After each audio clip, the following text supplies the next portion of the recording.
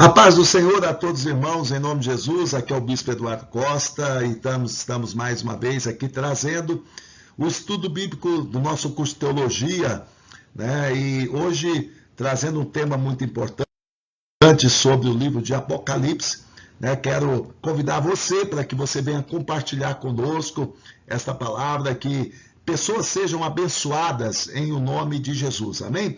Primeiramente, eu quero registrar aqui a importância de nós buscarmos o conhecimento deste livro, amém? O livro de Apocalipse é o livro da revelação, nós vamos ver que faz parte do último livro na subdivisão do Novo Testamento, né? E nós vamos ver ali aspectos importantíssimos sobre essa revelação de Jesus Cristo, né, a João na ilha de Patmos, e trazendo a igreja, né, como referência principal. Então nós vamos iniciar. Eu quero cumprimentar a todos os membros do Ministério Poder e Milagres, a você que vai estar conosco participando desse momento, desse estudo, e eu vou iniciar falando sobre o que é o livro de Apocalipse. O livro de Apocalipse é o último livro da Bíblia, como já foi dito, e ele é considerado por muitos cristãos como o livro bíblico mais difícil de se interpretar.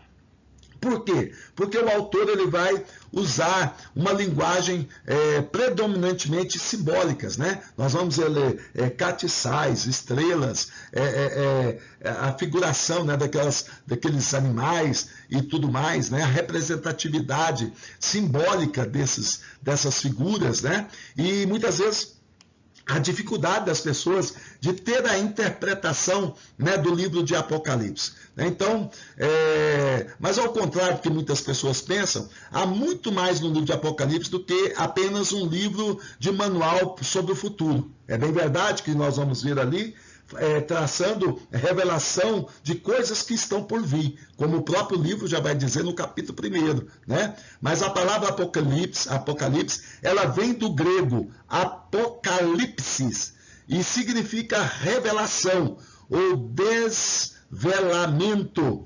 Portanto, o objetivo do livro de Apocalipse é revelar ao invés de esconder. Amém? Quando ao uso de elementos simbólicos na sua narrativa, o mesmo também acontece em outros livros, como no livro de Ezequiel, que nós temos ali muitas figuras ali, né, das visões, né, de Ezequiel, então também no livro de Daniel e o livro de Zacarias. Amém? Por que estudar esse livro? Né? Como a revelação de Jesus Cristo, em Apocalipse, capítulo 1, versículo 1, esse livro também é chamado de Apocalipse, que deriva de uma palavra grega que significa revelado ou descoberto, né? Esse livro é uma manifestação do Senhor Jesus Cristo e uma revelação da sua autoridade, de seu poder e de seu papel, permanentemente, né, no plano da salvação do Pai. O livro também revela informações muito importantes sobre os acontecimentos que vão trazer, né, a segunda vinda de Jesus e o milênio. Então nós vamos ver nesse livro algo muito forte, né, de coisas que estão por vir, né, revelações da parte do Senhor para nós, a igreja, né, estarmos atentas, né, àquilo que está por vir. Quem escreveu o livro de Apocalipse? O último livro do Novo Testamento, chamado de Apocalipse, que significa revelação, ele foi escrito pelo apóstolo João quando estava preso na ilha de Patmos e teve revelações de Jesus Cristo sobre a realização dos planos de Deus para a história sobre o final dos tempos. Então, o apóstolo João, né, que é aquele mesmo que escreveu o livro, né, lá do Evangelho de João e as epístolas de 1, 2, 3 João, né, está aí João agora sendo o único discípulo que não teve morte trágica. João vai morrer de morte natural. E como ele vai pregar o Evangelho nos últimos dias da vida dele, né? Ele vai ser perseguido, ele vai passar por uma grande perseguição, e aí, em função dele pregar o evangelho, ele vai ser levado à ilha de Patmos. Era uma ilha isolada, onde os prisioneiros ficavam ali, e João vai estar ali, e é ali que ele vai receber a revelação de Jesus, através dessa grande visão reveladora de Apocalipse. O livro de Apocalipse ele tem duas partes importantes, que nós vamos ver que a primeira grande parte, ela engloba o capítulo 1 até o capítulo 3, e na segunda parte do capítulo 4 até o final, né? Nessa primeira parte, ocorre com João na terra, né? Nós vamos ver que João está na terra, ele vai receber a visão de Jesus, né? E a segunda parte, a partir do capítulo 4, né? João vai ser arrebatado para os céus, então ele vai estar mais precisamente ali de frente ao trono de Deus, né? Do capítulo 4 até o capítulo 22, do final do livro, João vai ter várias visões. Nós vamos ver aí, nós vamos estudar, né, essas divisões claras que diz respeito, né, a toda a questão de tudo que vai acontecer, as tragédias, a abertura de selos, das taças e tudo mais, né? E nós vamos ver também como o céu, né? Vai ter um momento que o céu vai ser revelado em Apocalipse, né? O trono, né, de Deus, as 24 cadeiras dos anciões, né? Vai mostrar também os anjos, milhares e milhares de anjos no céu, proclamando santo, santo, santo, né? Então, algo maravilhoso da parte do Senhor, trazendo essa revelação. Outro ponto importante que nós temos é sobre as igrejas, né? Jesus, ele vai, no capítulo 2 e no capítulo 3, ele vai trazer uma advertência, né, às igrejas, às 7 igrejas da Ásia Menor, né, porque o livro de Apocalipse ele vem para falar com o anjo da igreja, né? Quando falamos dos candelabros e falamos das 7 estrelas, as 7 estrelas representam os 7 pastores das igrejas, ou seja, os anjos da igreja, né? E aí vem aqui, né, a nossa distribuição, quais são as 7 igrejas, né, a qual o livro de Apocalipse menciona. A primeira igreja, a igreja de Éfeso; a segunda igreja, a igreja de Esmirna; a terceira igreja de Pérgamo; a igreja Tiatira é a quarta igreja; a quinta igreja, a igreja de Sardes; a sexta igreja, a igreja de Filadélfia; e a sétima igreja, a igreja de Laodiceia. Importante destacar que dessas 7 igrejas, 2 elas são agradáveis ao Senhor. Elas não recebem nenhuma repreensão. Pelo contrário, são elogiadas e elas já têm a recompensa já registrada. Que são elas, a igreja de Esmirna e a igreja de Filadélfia.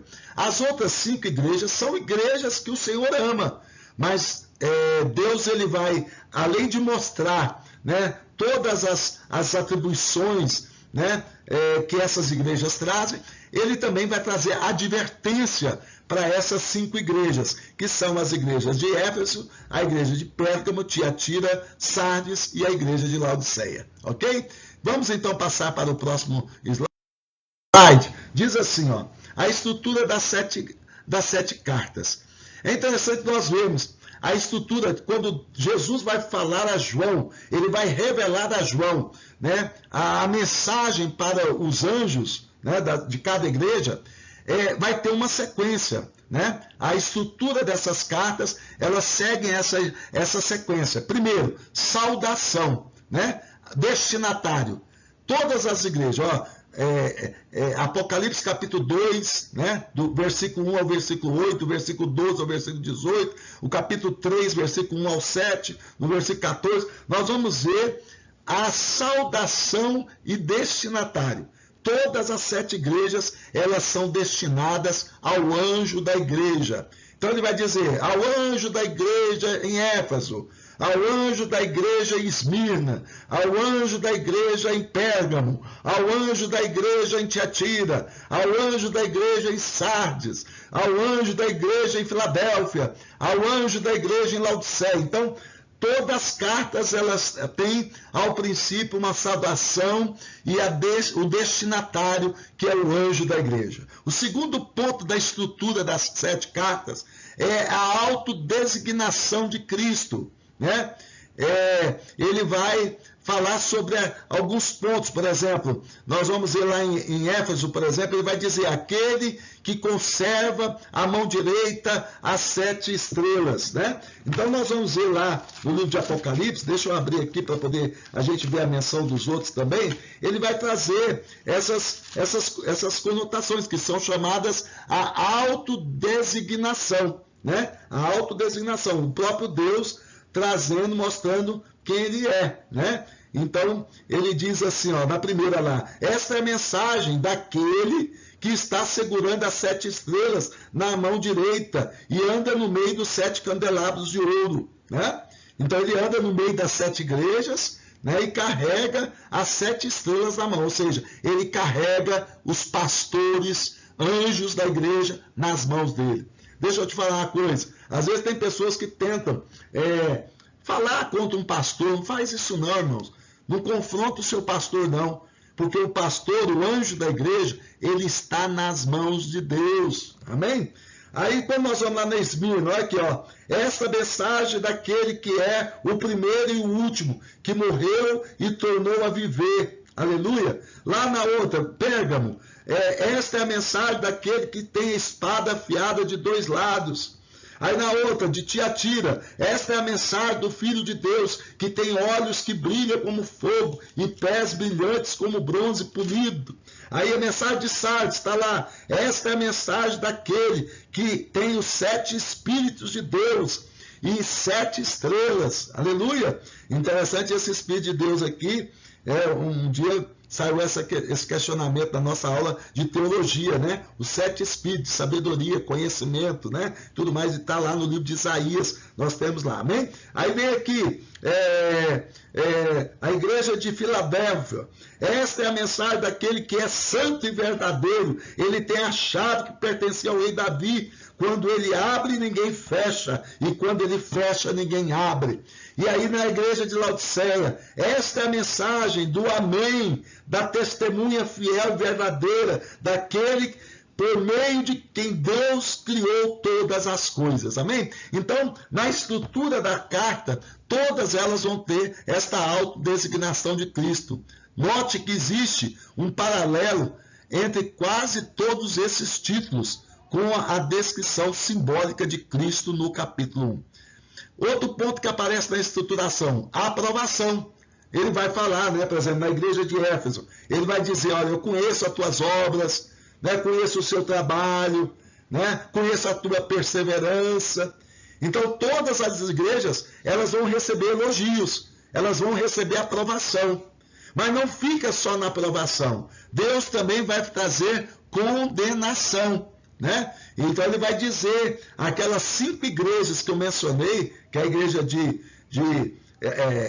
Éfeso, a igreja de Pérgamo, a igreja de Tiatira, de Sardes e de Laodiceia. A igreja de Esmirna e Filadélfia, elas não recebem condenação. Então, na estrutura das cartas para Esmirna e para Filadélfia, não tem condenação, só tem saudação, autodesignação de Cristo, aprovação, né, e as promessas. Agora, nas outras, vai ter a condenação, logo em seguida vem a estrutura trazendo advertência e ameaça. Deus, ele vai advertir as igrejas que estão erradas. Por exemplo, a igreja de Éfeso, ele conhece as obras, ele conhece o trabalho, ele vê a perseverança, mas ele traz uma condenação. Ele fala: olha, tenho porém contra ti, né, que você perdeu o primeiro amor. E aí ele traz uma advertência. Ele vai dizer: olha, veja onde você caiu, né, e volte, né, e volte, arrependa-se, porque se você não arrepender, eu irei tirar o candelabro das suas mãos. Então a palavra de Deus, ela traz advertência e ameaça para essas igrejas que não querem consertar. E essa igreja somos nós. Muitas vezes tem pessoas que estão fazendo obra, estão pregando, estão louvando, estão participando, mas são advertidos em função de certas condenações que permitem certos pecados, que permitem certas atitudes, e são advertidos para se arrepender e não se arrependem. E aí o Senhor vai dizer, olha, tem uma ameaça, né? Tem uma ameaça. Se você não se arrepender, você vai perder o candelabro. Você vai perder, você não vai ter o seu nome escrito no livro da vida, você não vai comer da árvore que está no meio no meio lá do, né? Tem uma das igrejas lá que recebe essa advertência, que não vai comer do fruto da árvore que está no meio do jardim. Né? E aí vem a exortação. Qual que é a exortação? Todas as cartas, das 7 cartas, elas vêm com uma exortação. A exortação diz assim, ó, quem tem ouvidos, ouça o que o Espírito diz às igrejas. Então nós precisamos, né, dar ouvido à palavra de Deus. Não é escutar. Escutar, entra aqui e sai de lá. Tem muita gente que está na igreja que só escuta. Quando você ouve, você leva, né, ouça o que o Espírito... Olha só o que a Bíblia está dizendo. Nós temos que estar atentos para que o Espírito está dizendo para mim e para você. Fique atento àquilo que Deus está falando com você. E aí vem lá a promessa. Ao vencedor, dar-lhe-ei o de comer da árvore da vida. Ao vencedor, assentará comigo no trono, assim como eu assentei no trono do Pai. Irmão, aí tem várias promessas para essas igrejas. Amém? Glória a Deus. Vamos então rapidamente aqui as características de cada igreja. Vamos lá para a gente fechar. Igreja de Éfeso. A igreja de Éfeso é elogiada pelo seu bom trabalho, por rejeitar o mal, por ser, né, perseverante e por ser paciente. A crítica fica por conta do esfriamento do seu primeiro amor. Irmão, tem muita gente que faz um bom trabalho, rejeita o mal, tem perseverança, mas já está frio. Está frio, irmão. Muitas pessoas estão com esfriamento desse amor, já não tem aquele amor. Amor pelas almas, amor pelo ministério, amor pelo pastor, amor pelas ovelhas, amor pelos irmãos. A recomendação é que a igreja se arrependa e volta a praticar as primeiras obras. Éfeso recebe como promessa a árvore da vida. Então você, irmão, que já perdeu o primeiro amor, essa palavra está falando com você. Você que um dia, né, foi fervoroso, está lá, trabalhou, desenvolveu a obra, foi líder, né, ajudou a resgatar. Hoje você está aí frio. Você está aí, você olhou para o homem. Muitas vezes a pessoa fica olhando para o homem, você tem que olhar para Jesus. Se você ficar olhando para o homem, você não faz obra. Se você ficar olhando para o homem, você perde as suas forças. Você perde o amor. Então, Jesus está dizendo aqui hoje para você que um dia foi fervoroso na obra, fazendo a prática da obra do Senhor. Deus está dizendo, ó, esfriou, volta. Aonde você parou, peça perdão, se arrependa e volta a praticar as primeiras obras. Amém, irmãos? Segunda igreja, a igreja de Esmirna. A igreja de Esmirna é elogiada por suportar o grande sofrimento que estava sendo submetida. Esmirna não recebe nenhuma crítica. Irmão, a Esmirna é aquela igreja sofredora. Irmão, aquele irmãozinho, aquela irmãzinha, pastor, eu já sofri na minha vida, sofri no meu casamento, mas eu sustentei. Eu sofri com meus filhos, mas eu sustentei. Eu sofri na igreja, fui humilhada, mas eu permaneci. Irmão, hoje a pessoa não pode falar um nada, que a pessoa já está explodindo. Não, irmãos. A igreja que suporta o grande sofrimento, ela é uma igreja adorada pelo Senhor. E Esmirna não recebe nenhuma crítica. A recomendação é de que sejam fiéis até a morte e resistam à perseguição. E Esmirna vai receber como promessa a coroa da vida. Outra igreja que nós temos a igreja de Pérgamo. A igreja de Pérgamo é elogiada por manter a fé e a confiança em Cristo, mas ela é criticada por tolerar a imoralidade, a idolatria e as heresias. É o que mais tem, irmãos. Tem igreja aí que fala de fé, e é um mover, e aquela coisa, Jesus é amor, irmão, Jesus está aqui, Jesus vai fazer milagre, mas o pastor está em adultério, o pastor está pedindo divórcio para casar com a obreira, é uma bagunça, é uma pouca vergonha que o povo está vivendo, um evangelho fajuto, um evangelho superficial, cheio de idolatria, pessoas adorando cantor, adorando homens. Tanto é que muitas vezes tem igreja que paga 50 mil para um cantor, sendo que tem pessoas que são ungidas de Deus, estão dentro da igreja, que não ganham nem um centavo, que o pastor nem leva uma cesta de uma necessidade do irmão.